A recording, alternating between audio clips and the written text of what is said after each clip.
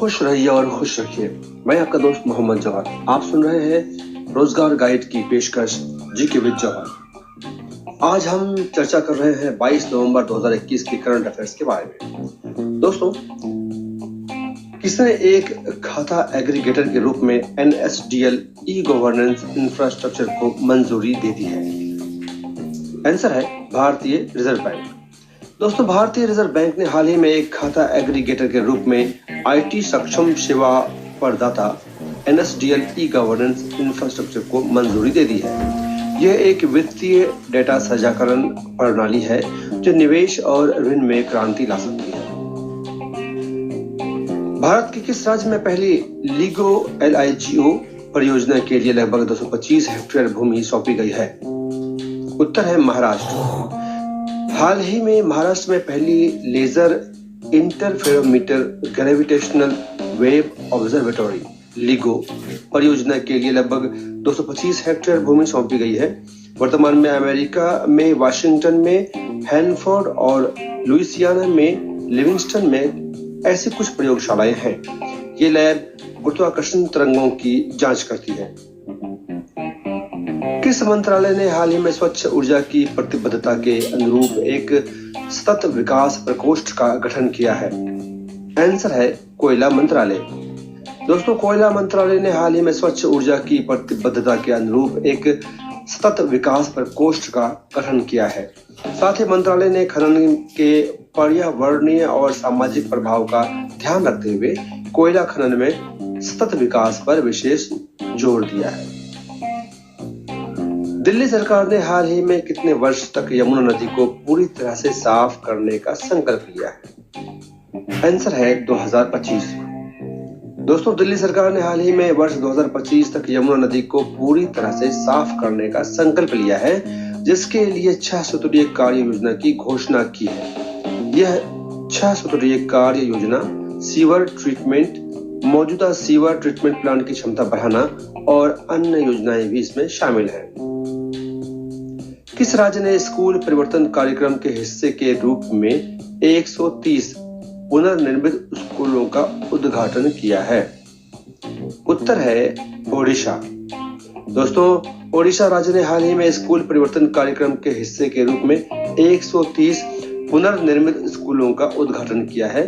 राज्य के नुआपाड़ा में 7, संबलपुर में 25, गंजम में 83, रायगढ़ में 7, नयागढ़ में 8 और रायगढ़ में 7 स्कूलों का उद्घाटन हुआ है।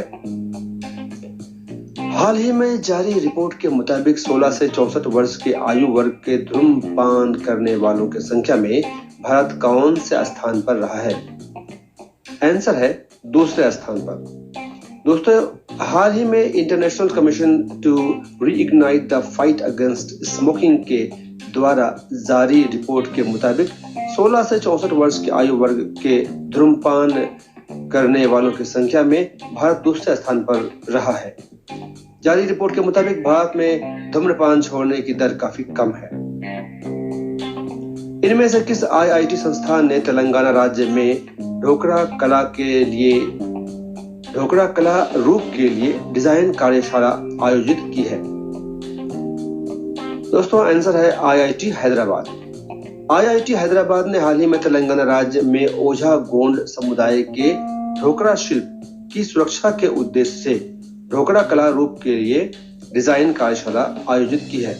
इस कार्यशाला का आयोजन IIT हैदराबाद के प्रोफेसर दीपक जॉन मैथ्यू द्वारा किया गया है।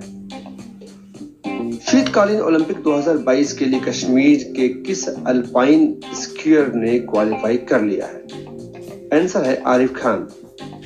दोस्तों, शीतकालीन ओलंपिक 2022 के लिए कश्मीर के अल्पाइन स्कीयर आरिफ खान ने दुबई में हुई क्वालिफाइंग स्पर्धा में खेलों के लिए टिकट हासिल किया। शीतकालीन ओलंपिक खेलों का आयोजन अगले साल चीन में बीजिंग में 4 फरवरी से 20 फरवरी तक किया जाएगा।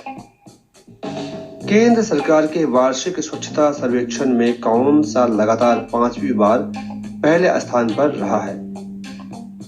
उत्तर है इंदौर शहर।